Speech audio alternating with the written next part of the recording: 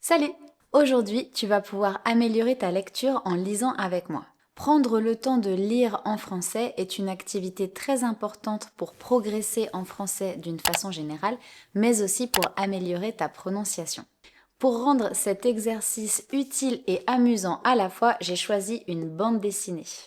Ça s'appelle Tu mourras moins bête et c'est écrit par Marion Montaigne, une autrice de bande dessinée que j'adore. Allez, c'est parti, on y va. Mais laisse-moi tranquille, Marcel. Oh, elle est ratée. À moi.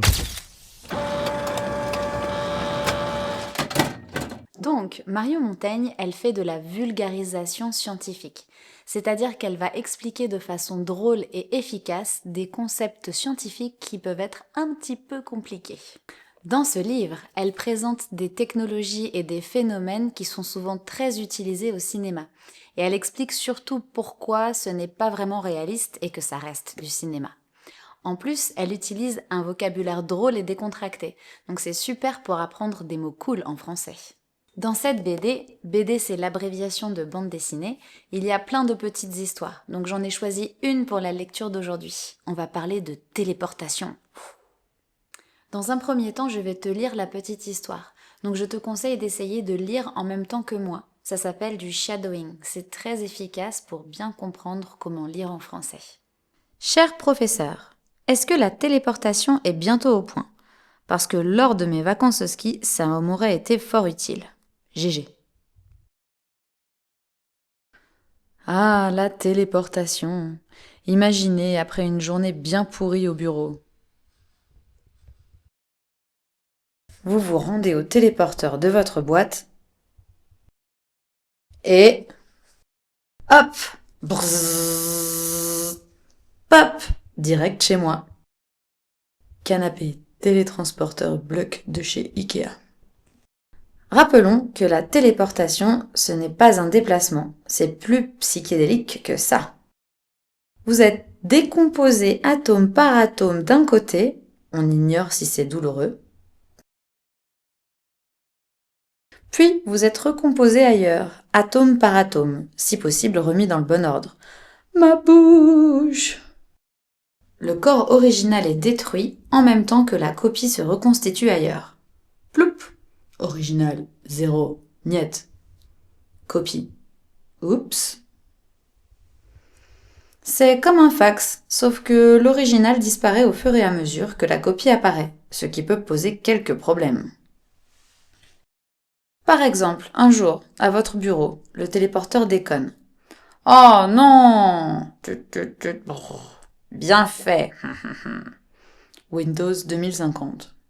Vous vous retrouvez obligé de rentrer chez vous à pied. La méga honte! Bouh! Et une fois chez vous, il y a votre double qui, lui, a bien été téléporté. Lâche ça! Allô, police! J'ai mon mois d'origine qui n'a pas été détruit! Désolé, on doit vous désagréger. Non, c'est la faute à Windows! Il y a aussi bien sûr le risque de fusionner avec une mouche accidentellement entrée dans le téléporteur. Jeff Goldblum. Oh. C'est à cette heure-ci qu'on arrive au boulot? Peut-être que ce genre d'accident pourrait aussi arriver avec les vêtements. Ah! Qu'est-ce qui se passe? Mon slip! J'ai fusionné avec mon slip! Je peux pas le retirer! La téléportation devra donc peut-être se faire tout nu. Eh, psst, psst, Madame Pichon. Quoi?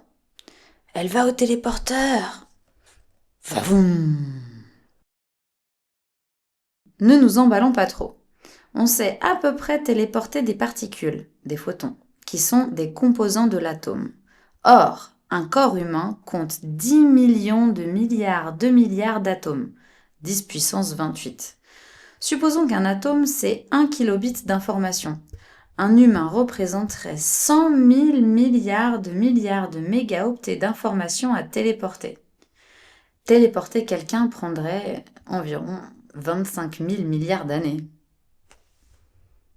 À toutes! Plus tard. Pop! C'est quoi cette arnaque? Surtout, la téléportation pose des questions super métaphysiques. L'âme est-elle téléportable? Si oui, alors elle est matérielle. Sinon, alors la téléportation nous supprimera-t-elle aussi nos pensées, nos souvenirs, faisant de nous des zombies? Par contre, l'avantage, ce sera pour se faire livrer des objets.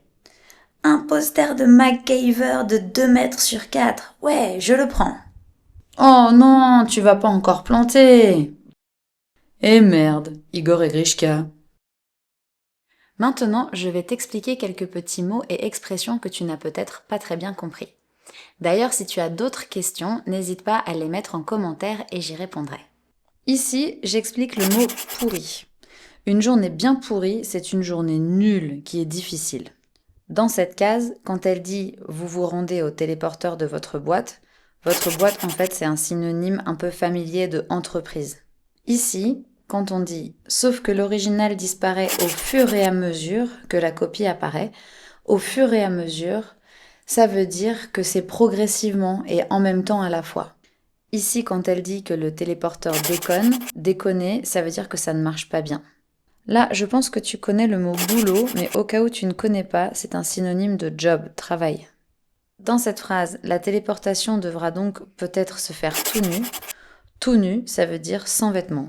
Dans ce long texte ici, la première phrase « ne nous emballons pas trop », ça veut dire qu'on va rester calme. Ça veut dire que pas d'excitation, les choses ne sont pas si simples, pas si faciles.